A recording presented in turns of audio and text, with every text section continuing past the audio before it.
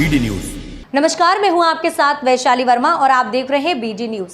आइए रुक करते हैं आज की खबरों की ओर। राष्ट्रीय शिक्षा नीति 2020 के अंतर्गत भारतीय ज्ञान परंपरा विविध संदर्भ विषय पर 2 दिवसीय कार्यशाला का आयोजन 27-28 फरवरी 2024 इस विषय पर मुख्यमंत्री डॉक्टर मोहन यादव ने पत्रकारों से चर्चा में बताया कि 2 दिवसीय कार्यशाला हमारे उच्च शिक्षा विभाग हिंदी ग्रंथ अकादमी के द्वारा आयोजित की गई थी।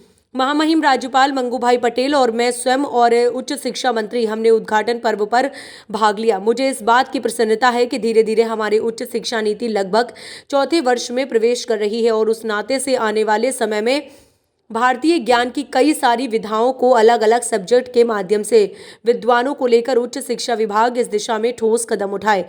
आगामी शैक्षणिक सत्र में इसकी अत्यंत आवश्यकता होगी। मुझे इस बात का संतोष है कि विभाग बहुत अच्छे से अपना कार्य कर रहा है। यहाँ मैं इस बात को भी रेखांकित किया है कि जो विश्वविद्यालय हमारे बाहर भारत के बाहर भी आकर के शिक्षा के मामले में अपनी साथ बनाए, विभाग की जो आवश्यकता होगी, जो ज़रूरतें होंगी, शासन उसके साथ खड़ा है। मैं एक और बात आपको बताना चाहूँगा कि उच्च शिक्षा विभाग के हमारे सभी जिनको विश्वविद्यालय की श्रेणी में लिया गया, खास करके शासकीय विश्वविद्यालय के शैक्षणिक जगत के अंदर की जो कठिनाइयां हैं उसको भी पूरा करने का सरकार ने निर्णय लिया है और अब हमारे कुलपति तो कुलगुरु कहलन लगे हैं। मुझे इस बात का संतोष है कि उच्च शिक्षा विभाग अपनी शाखा बनाता जा रहा है। मेरी अपनी ओर से सभी को बधाइयाँ।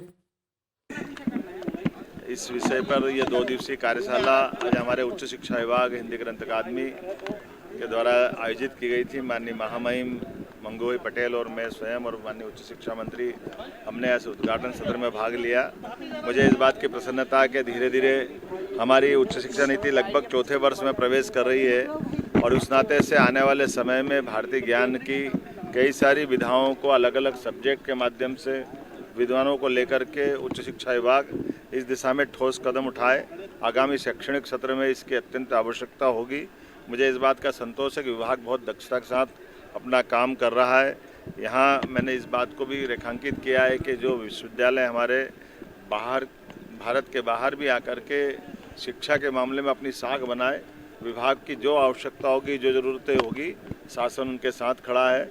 मैं एक और बात आपको बताना चाहूँगा कि उच्च शिक्षा विभाग के हमारे सभी जिनको विश्वविद्यालय की श्रेणी में लिया गया, खास करके शासकीय विश्वविद्यालय के शैक्षणिक जगत के अंदर की जो कठिनाइयाँ उसको भी पूरा करने का सरकार ने निर्णय किया है और अब हमारे कुलपति तो कुलगुरु कहलाने जाने लगे हैं।